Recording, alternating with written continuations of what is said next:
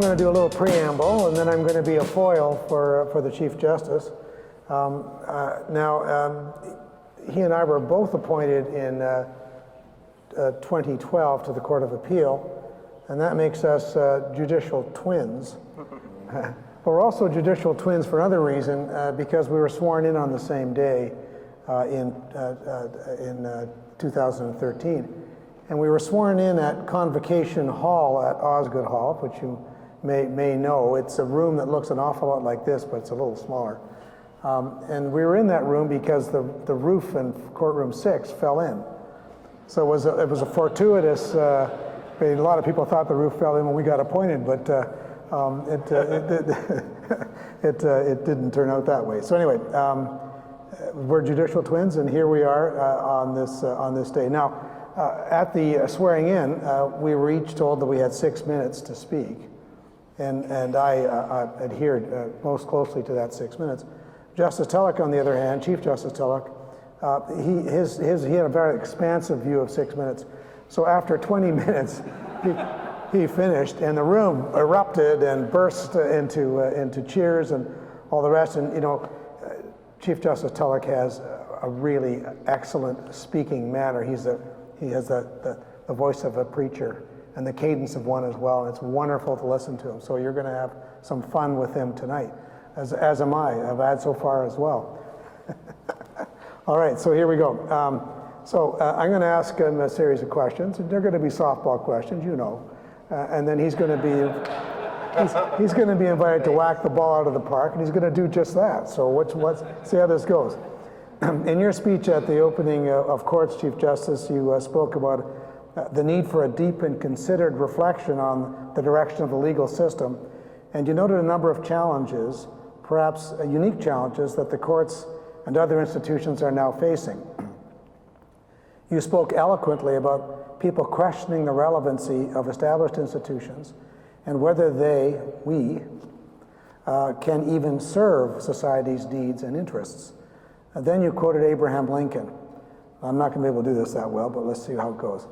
Let reverence for the laws be breathed by every mother to the lisping babe that prattles on her lap. Let it be taught in schools, in seminaries, and in colleges. Let it be written in primers, spelling books, and in almanacs. Let it be preached from the pulpit, proclaimed in legislative halls, and enforced in courts of justice. And, in short, let it become the political religion of the nation. Let the old and the young, the rich and the poor, the grave and the gay, of all sexes and tongues, and colors and conditions, sacrifice unceasingly upon its altars. So said Abraham Lincoln. So, reverence for the law. Why did you choose this quote from Abraham Lincoln, Chief Justice, and what does it say about your vision for the courts and the justice system? Okay, so thank you, Peter, for that question. And by the way, just before I answer Peter's question, we are twins, for real. Not only am I proud to be here, we're brothers in many, many ways. And it's a delight to be invited and to be a part of this very esteemed group. And it's great to see both Justice Rowe and Justice Majors. I can tell you that as a young lawyer, not only was I inspired by you, Justice Majors, but your judicial write-ins were a guiding post for me, and so it's an honor for you to be here and for me to be a part of this. And so reverence for the law, and I think, Justice Majors, he spoke about the importance of the rule of law, and he talked about in your preamble that it is what is unique about our Canadian society. And so when I was thinking about what the most important message that I could convey to the court and to the people of Ontario and to the society at large, for me, it is an adherence and reverence for the rule of law. And without the rule of law, then we have anarchy. And, you know, nobody, in my view, is above the law. But not a lot of us understand what that really means. We have rights, but we also have to have responsibilities. And each of us, in order for us to maintain the uniqueness of this great country of ours, right, we have to not only ingest the law, but treat it like Abraham Lincoln says, as our guide and light in our everyday life. And for me, it's because of our reverence for the law, because of the uniqueness of this country's character for the law. That's why people come here, by the way, right? Like, I mean, a lot of countries, they talk about the law, they talk about, you know, how great their positions are and how great their systems are, but really, you know, we can speak it from our mouth, but to actually live it is a very different thing. And so for me, it's critically important that all of us understand what the law is, what the rule of law means, and how it can make our society the ideal society that it should be. The concept of reverence is an interesting one, isn't it? I mean, it's more than simply respect. It's more than that, isn't it? In my view, it is, yes. What does it mean, do you think? Well, reverence means, I don't want to add, you know, it's like, it's a high level it's almost like reverent or showing reverence to, let's say, a minister of religion, so to speak. It's a form of sacredness. Yeah. Perhaps we call it secular sacredness. Yeah. You know, and I think, for me, the average person needs to understand the law, or else it means nothing to them.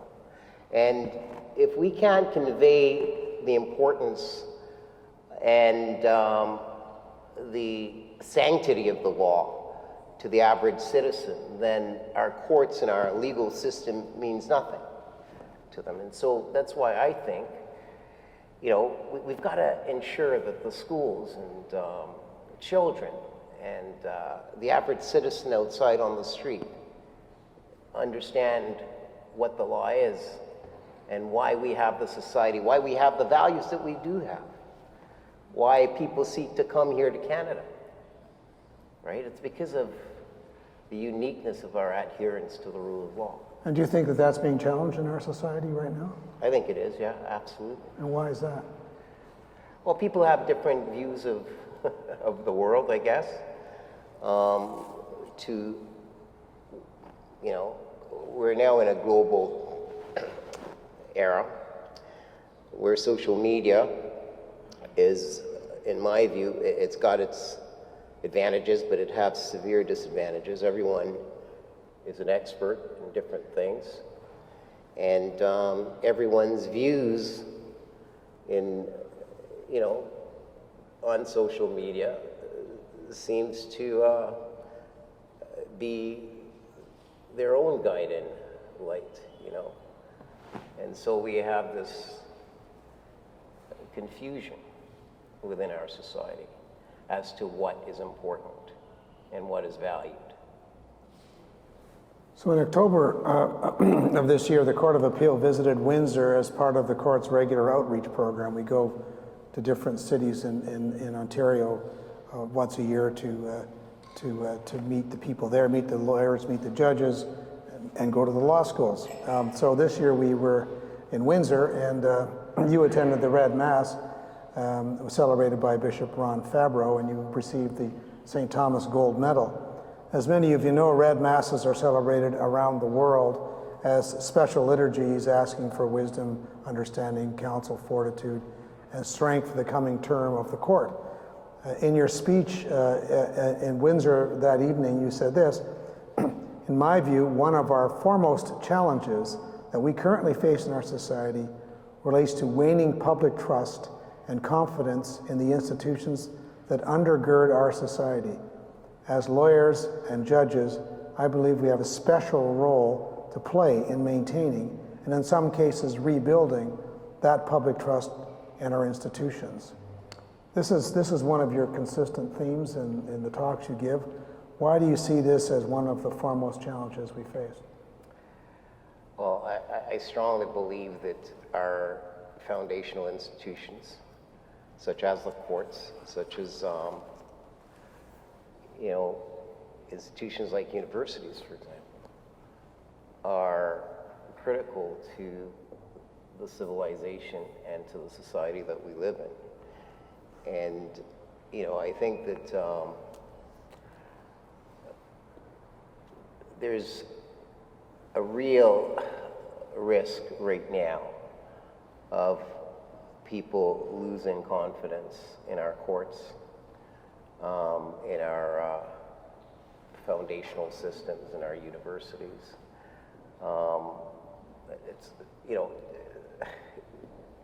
Rewriting history is not a good thing, in my view. And there are good reasons why we have a civilization and why we have a stable society. And it's because of respect for some of these institutions that have stand the test of time, and we shouldn't be changing them.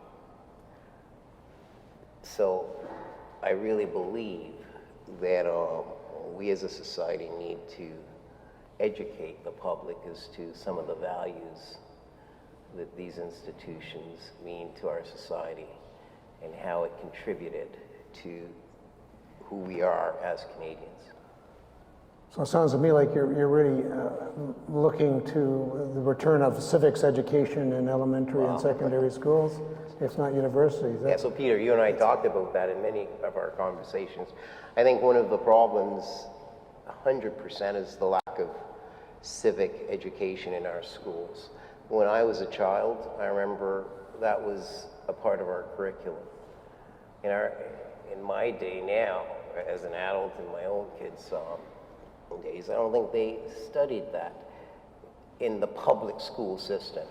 Maybe if you have the resources and you send your children to the private school, you may be able to get that incorporated in the curriculum. But I think civics is important because it instills in children the values of our society and some of the importance of the rule of law and what the court means, what judges stand for, what are the governmental systems, what does the Westminster tradition of government means, and how is that important to us as a society and to the stability of our democracy. All right, so you mentioned the rule of law in that comment. At the Red Mass speech, you said this about the rule of law. Thomas More's unwavering commitment to the rule of law remains a guiding light for lawyers and judges. In an era when populism and political interests can threaten the sanctity of legal processes, it is crucial for legal professionals to stand firm in upholding the principles of justice. Just as More placed the law above the whims of rulers, today's legal practitioners must prioritize the rule of law over personal gain, regardless of the pressures they may face. The public's confidence in the legal profession is essential for respect and adherence to the rule of law. So that quote sets up two concerns that I'd ask you to comment on. The first is how you see the continued value of the rule of law in our society. Okay, so I think it's critical. It underpins us as a society. And going back to the lack of civic education in the schools, the result of that is that people are entering into positions of leadership in politics and other areas of commerce and in other areas of life without a real understanding of our systems and the importance of some of these fundamental principles, such as the rule of law. And so, the message that I got from Thomas More's life was that because of his adherence to the rule of law, because of his fundamental convictions to the principles of the law, right? It didn't matter that he would die. He was not gonna acquiesce to the king's whims. And I think we as a society now, I don't think that conviction is there anymore because of a lack of appreciation and understanding for the importance of the rule of law. So the other concern in that quote was the role of the legal profession. You added this comment on that. You said, people look to the law to ensure our institutions act fairly. We expect that public actors and institutions will act in a fair, transparent, efficient, and lawful manner. They look to lawyers to help set the rules for these institutions and to monitor them to ensure that they follow these rules. People come to lawyers when they think institutions or institutional actors have acted improperly or unjustly and ask for our assistance to seek remedies when this occurs. Is it fair to put that burden on lawyers? And are they ready for it? Mm-hmm. So I don't think that it puts burdens on lawyers. In my view, lawyers who understand their importance in society actually tend to find their work less of a burden. And this is because they find their work more meaningful. When I left law school and when I speak with many young lawyers leaving law school, they leave with a sense of purpose. I find that lawyers who lose their sense of purpose are the ones who often find their work unsatisfying. And so that's why I don't think it's a burden. If you can remain cognizant of the importance of the role that you play as lawyers within this profession and within the society, and fundamental to us as lawyers is our responsibility in maintaining the rule of law, then this will allow us to maintain our moral compass. And it will also help you in resolving ethical issues that arise. So as lawyers, we do have a role to play in maintaining the rule of law and in maintaining good governance. And remembering this will help to avoid cynicism and burnout. So I strongly believe that it's not a burden. And if we can convince young lawyers of their purpose and of the value and the privilege of this profession, then they will retain a level of pride in their work. And that pride will not only help them to do the work that they do, but it will be less burdensome. So not a burden, but a badge. I think so. It's all about perspective, Peter. So let me ask you another question. So because you've talked about the lack of civic education in our educational system. Assuming that's correct, and I expect it probably is, we have a bunch of students in the audience here today. So let's say you wanted to remedy the deficiencies in their education. What 2 or 3 books do you think you'd recommend that they read as part of their human and legal education, other than the case books and textbooks they see at law school? Okay, you're throwing me on any books. Any books, yeah. Okay. So it's not a legal book. There's a book that I read when I was young. It's called As a Man Thinketh, right? And it's a very old book by Tom Allen. And I think the message in that book is that, whatever you think about, that's what you're going to become. If you really think, and so it helps to give you a sense of of moral compass. It's based on religious principles, right? The Bible talks about, what you think, what we think is what we are, right? And for me, that is critical. So once you start thinking about, positive, and thinking about, let's say, the society and the attributes of the society, then they will not be easily swayed by propaganda or negativity. That's one of the more fundamental books. I would also say read a religious book, right? Because they stand the test of time. I mean, I came up through a Judeo-Christian background, and for me, that is fundamental to giving me a sense of guidance. So I simplify it, right? And the next one, I would say read the Canadian Constitution. The actual Constitution is not that hard to read. But it's full of terms that are difficult to understand and define, and Well, the amorphous terms, yeah, but the principles, though, elastic terms. yeah. So those are, I'm going to throw a couple out for you to think about for my part. I'm going to suggest, first of all, the Nicomachean Ethics by Aristotle. Very, very basic book. Very, if you read a good translation, one of the ones by an Oxford scholar would be a good translation.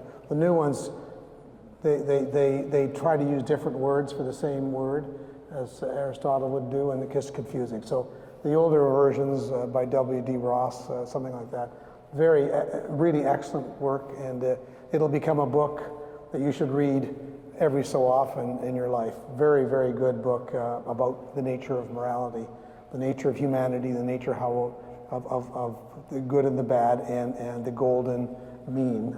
So it's worth looking at. The other book is a counterfactual book in a funny way, by Alistair MacIntyre, called After Virtue. Now, everybody who went to law school or university in the 80s read this book. And I don't know how many people are still reading it, but I think the book is wrong. And I'm going to encourage you to read it to understand what he says, and then think about why he's wrong. So he essentially says that we are living in a time when a common sense of virtue is gone. Therefore, we are now after virtue. In the absence of a common vision, we cannot have a common sense of morality, we cannot have a common sense of law. Our life together is bound to fracture and disappear over time. So I read that twice, and I thought to myself, geez, there's something wrong with this. Then I said, okay, so is that the case? Is it the case that we have lost a common vision? And it occurred to me that it wasn't true.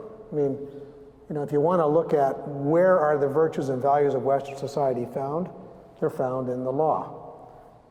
Keep your promises, contract law. Take care of your family, family law. Respect property, property law. Don't despoil your environment, nuisance law. Be fair in your use of political power, administrative law, constitutional law. You can go through all of the areas of law, and you can ask yourself, what values, what virtues do these areas of law exemplify? Then you can say, I think, with me, I hope, that he's wrong about that. But it means that you have to maintain the solidity of the rule of law and those elements of the rule of law that are critical. So that's my suggestion. Read the book and then discover, what you're trying to save from this disappearing sense that MacIntyre conveys. It's a bit pessimistic, but you'll get over it. And then you'll rise to the battle. You'll carry the banner forward. It won't be a burden. It'll be a banner. So to pick up on Chief Justice Tulloch's point. So let me go on to switch gears now. There's another book, Okay. 1984, right? Oh yes, 1984. Tell us about that. By Orwell. I mean, I think it reflects exactly what's happening now. So he's off by 50 years. Yeah, but I mean, if you read it over, like I've read it a few times, and I think, makes me really reflect on some of the stuff that he had predicted. That's 40 years, isn't it? My math is really terrible. Yeah, it's okay. You see why I didn't go into accounting. I mean, because I had to settle for law anyway. Yeah. But anyway, I mean, 1984, it's a classic, right? But if we don't change it around by 50, it will be in effect. That's the idea. So you have 10 years left to save our society. There you go. There's your mission. Should you choose to accept it, go out and 10 years, and that's all we have left before the curtain falls in. The ceiling really does fall in. Sorry. Is that it? Yeah, no, it shows you where we are in our society, right? Like I remember one of the sayings by the main character in the book, history is bunk, it's a dystopian world where, I don't know how he could have anticipated that we would be where we are today, but the lessons that I learned in that book back, I would say 40 years ago, is now so obvious in what's happening in today's world. Well, I mean, don't forget George Santayana's great line, those who forget history will be condemned to repeat it. And perhaps that sense of the disorderliness rising to a passion for orderliness, which culminates in perhaps a form of totalitarianism is a real problem, isn't it? Right. Oh, 100%. Yeah. And with that is Brave New World, right? Yes, another one, yeah. Okay, so now I'm going to switch gears. Can I do that? Yeah, sure. You okay? All right. In your talk to the Halton County Law Association, you said this: as lawyers and judges, we all operate within a social context where systemic discrimination and inequality negatively affect many people and communities. Public confidence in the administration of justice requires everyone who operates within the system to be seen as operating fairly and in the public interest. And then you add this: cultural competence is the learned skill that bridges the tension between a lawyer's duty and professional obligation to protect the public interest and access to justice, while at the same time recognizing that Ontario is a pluralistic and culturally diverse society, and that at times different values and perspectives will collide. So let me ask you this, Chief Justice. This expression of cultural competence is one that you use often. What do you mean by it, and how can cultural competence make the law more accessible and equitable? Okay, so in my view, when I use the term cultural competence, I see it as a part of legal competence. Let me explain that. Perhaps the most important skill a lawyer needs is to be a good communicator. A lawyer needs to communicate the law to their clients and communicate their client's situation to others in a persuasive way, to their opposing counsel or to judges within the context of a court. Historically, in our English legal tradition, lawyers were clerics, and they were some of the only people who had literacy skills. They could read and write and communicate for the aristocracy. So they were messengers, and we no longer only serve the aristocracy as lawyers, but we're still messengers. And we're translators, we're communicators. But the reality of our current society is that we now live in an increasingly diverse society. And so it is incumbent upon all of us to be able to communicate cross-culturally. One of the terms that was used today is diversity of ideas, right? I think that is also a part of being culturally competent. Understand what are some of the other views and perspectives that are important. We live in a society that is very mobile. Changes in immigration, travel, commerce, and technology mean that we are now more likely to be communicating across a vast, group of cultural boundaries or borders, and this happens with increased frequency. So for me, it means that we must be skilled at listening to people with different cultural backgrounds and communicating across cultural borders and boundaries. For me, you need to be careful that things you say will not be misread, will not be perceived as insults. We have to be careful that we show respect.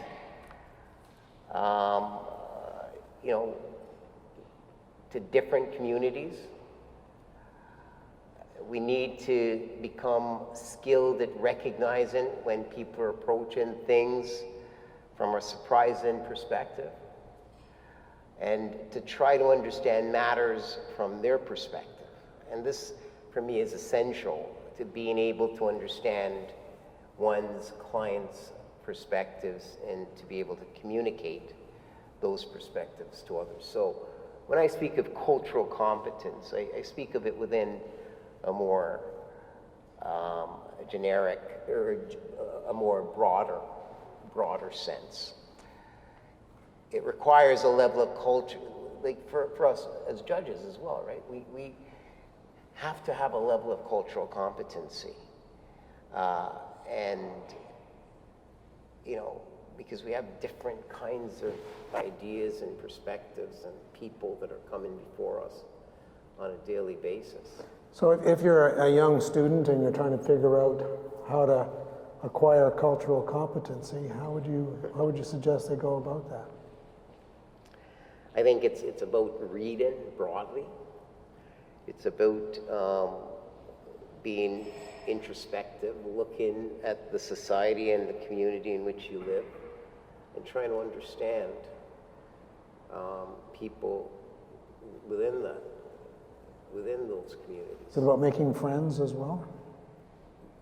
Yes, sometimes it's hard to make friends with people that you don't know, right? So I think by talking and reading and getting to know people, that's a way of understanding their perspective and becoming friends.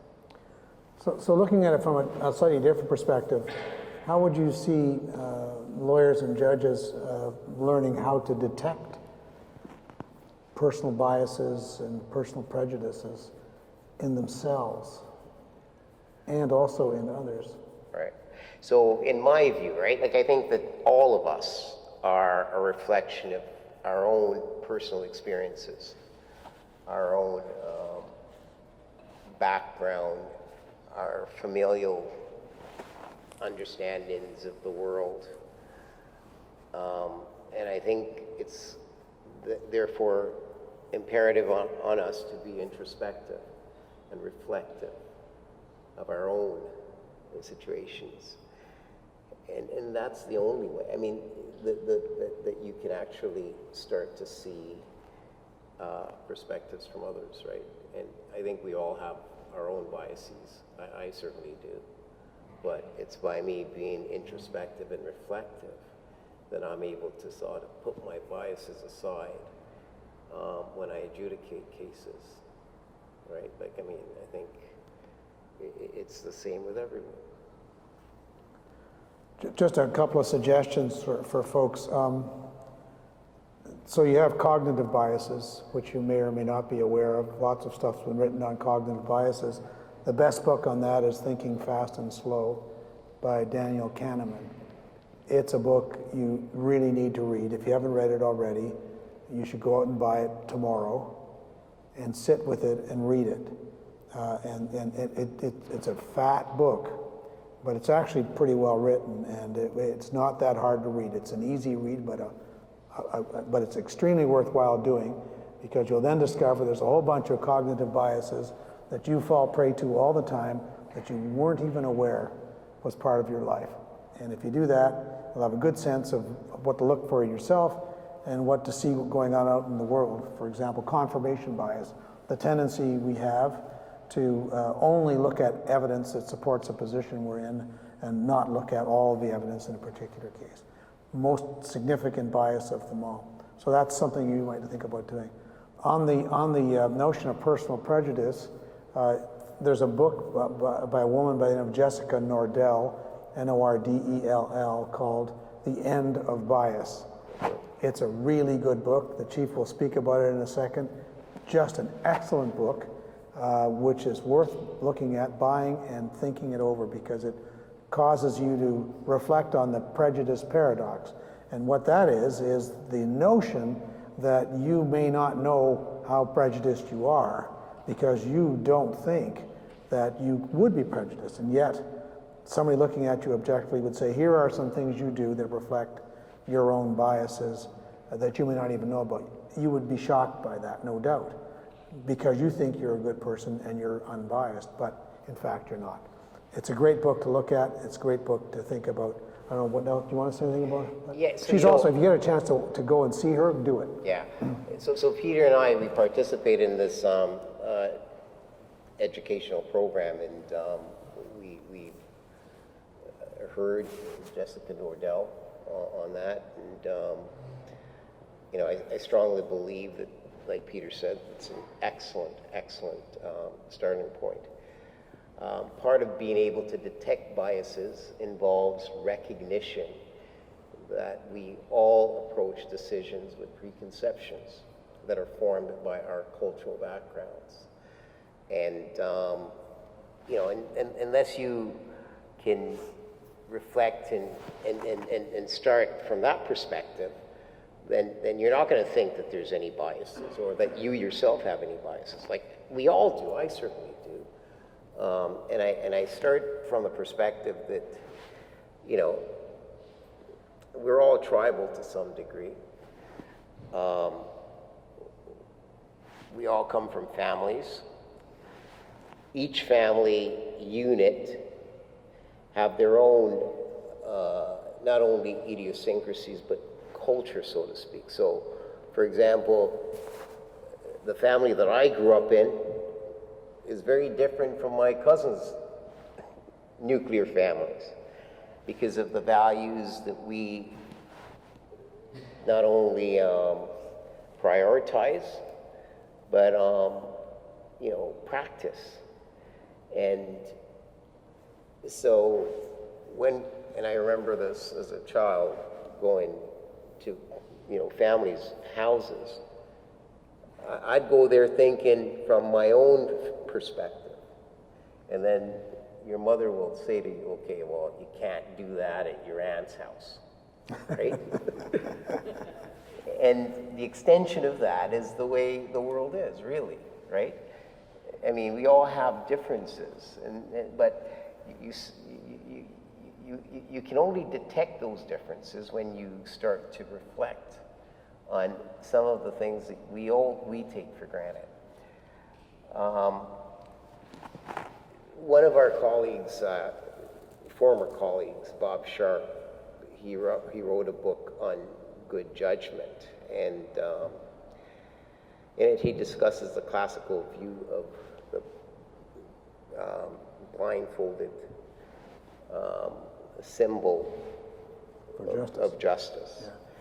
And at one level, he says that this is useful because it reminds us of the need for justice to be impartial. But insofar as it suggests that we approach problems with no preconceptions, it is wholly misguided. Because most, perhaps all judges now recognize that this norm of blindfolded justice is unrealistic, right? And what he emphasized in this book is that we need to do it in such a way that it's self-reflective about our own preconceptions. and continually try and check these and make sure that they're not clouding our view of a particular matter that we're asked to adjudicate. So, and the reality is this doesn't come easy, right? It requires us to pause and reflect on whether our own preconceptions are clouding our judgments. And so this is why I go back to what I said at the outset, that education is critically important, right? It's about reading and trying to understand, because that's the only way we can then be introspective and,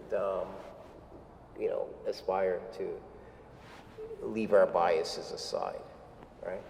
Yeah, so impartiality does not mean you have a view from nowhere. It means you have a view from somewhere, but you know how to adjust for the biases that are otherwise in your thinking and in your cognition, and also in your emotional reaction to things. Exactly. Right? Yeah. So the Canadian judiciary is becoming more reflective of our society in its diversity. Do you see this helping the justice system? Yes, I do think it does. I mean, I grew up I've been a lawyer for all my adult life, pretty much. And I've seen a significant change in the justice system from when I started. I've been a judge now for 22 years, and I've seen a significant change on the bench since I started. So I think it is very important. A judiciary that does not reflect our population, in my view, will lose its legitimacy. If judges are only picked from certain communities, communities that have historically come from judges, it will eradicate confidence in the judiciary as the society becomes more diverse. So representation, in my view, it does matter. It is not the full solution, though. Just because I'm black or because you're white, Peter, it does not make one of us a better judge or more able to understand people from different communities. We all must practice checking our own biases, and we all must actively work on our cultural competency. It's quite interesting, right? Because I'll just give you guys an anecdote, because most black accused, like I grew up in the criminal law, and they don't want to go before a black judge. Why? Because black judges tend to be much harder on their black accused, because a lot of them, they internalize that accused person as creating an embarrassment for them, right? So, that's just a reality. And so, but it's important, because a young person that sees someone that looks like them in the courtroom, it gives them a sense of hope that one day maybe I can be like that person, right? And it might change their whole course of direction. So for me... Did you have a magic moment like that? Did I have a magic moment like that? I think I did at some point when I was much younger, when I was a child, yeah. I strongly believe that by me seeing, it wasn't so much lawyers, right? By me seeing someone that was a professional. I always, when I was about 10 or 11 years old, I wanted to wear a suit to work every day with a briefcase, right? We're talking about back in the 70s, by the way. So, but that... My wife would laugh because I was the only guy in my high school that carried a briefcase. So I really did. And once a nerd, always a nerd, eh? What can you do? But these are like pivotal moments for you when you're a child, right? Yeah, well, I was a teenager. Okay. Not a child. But I get your point, of course. Yeah. Is there something else that needs to be done apart from diversifying the bench to remove bias and inequality, do you think? Yeah, so when we talk about diversity, though, I think it's diversity of ideas. I think it's diversity of perspectives, its geographical diversity. One of the things about one of the historical criticism of our court was that it was very Toronto-centric, right? Most of the judges for years. Well, you and I were not from Toronto. Yeah, exactly. So we both came on the court in 2012. Peter was a judge out in Newmarket. I was a judge in Brampton, right? But we brought a different perspective to the court. I think, and ideas too, religious backgrounds. We're brothers in many ways, Peter and I. But, that's also important. So I'm happy to say that I think we've hit the 20-minute mark. So we've made the grade in terms of the time. So it's been a very busy year for you and for the court, you especially, and for the courts, not just the Court of Appeal, but for all levels of court in the province. And it's been your first year of Chief Justice. What have you seen in the last 12 months that gives you hope that we are heading in the right direction? You mean as a court or as a society? Both. Okay. So I've seen a lot. I mean, our court, we transitioned into a whole new era.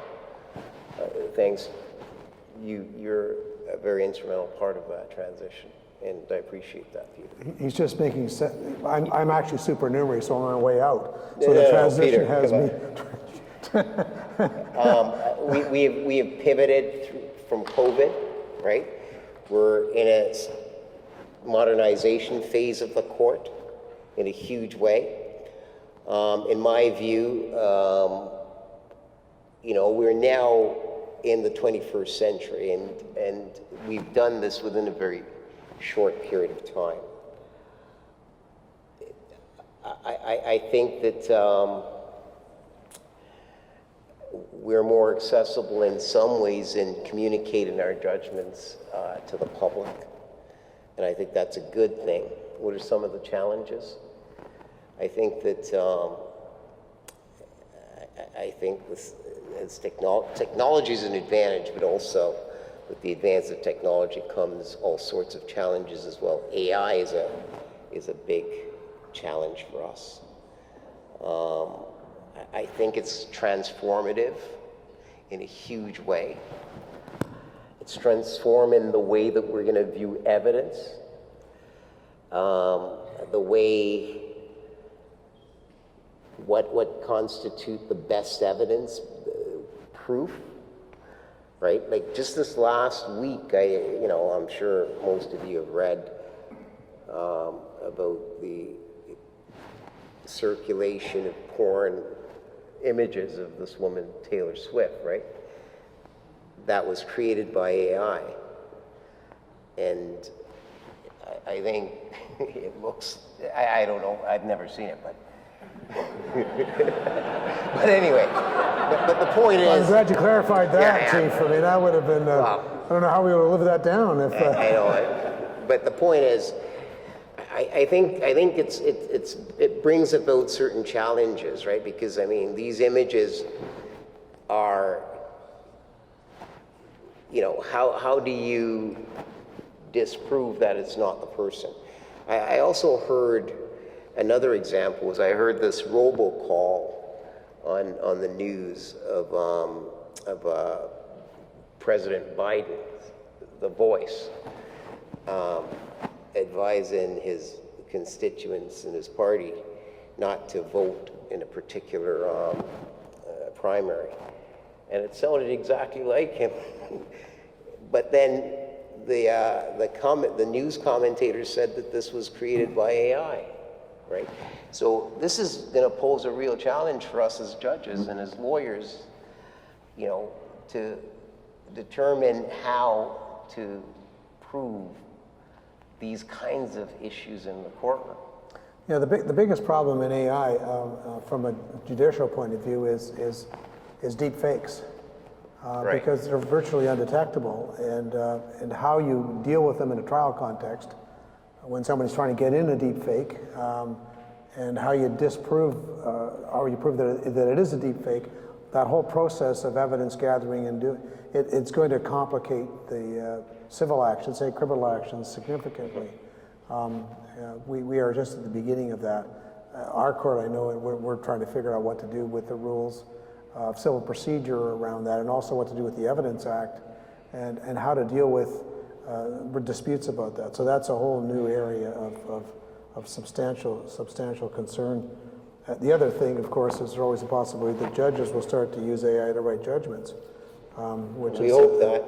Which is somebody's going to do it. You could be sure that that's going to happen. It's just like some lawyer will do it. Some lawyer got caught in New York. The decision came out this week. I think I got a copy of it in my mail. But a BC lawyer got caught too, right? Yeah, last week. Last week. I mean, so obviously, and that we just have to start developing the tools for detecting these things. So it's a whole different question.